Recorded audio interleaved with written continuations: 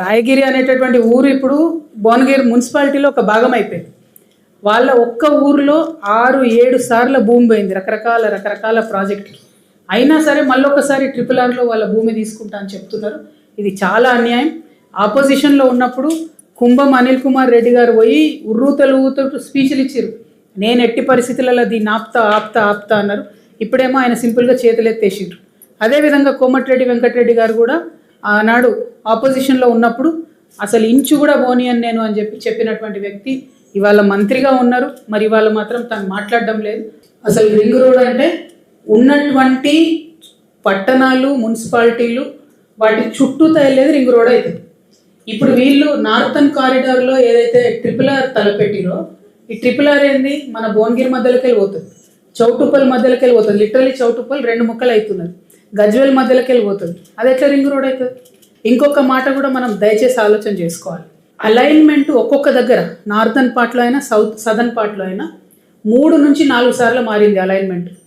ఫస్ట్లో RRR అని తలపెట్టినప్పుడు మేము NHAతో మాట్లాడినప్పుడు వాళ్ళు మాకేం చెప్పారంటే మేము శాటిలైట్లకి వెళ్ళి చేస్తాం.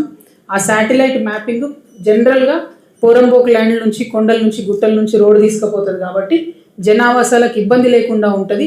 ఇదే బైబుల్, ఇదే ఖురాను, ఇదే భగవద్గీత మేము ఒక్కసారి శాటిలైట్లకి వెళ్ళి మ్యాప్ గీసినామంటే దీన్ని మార్చేటోళ్ళు లేరని వాళ్ళు చెప్పిరు అన్నాడు.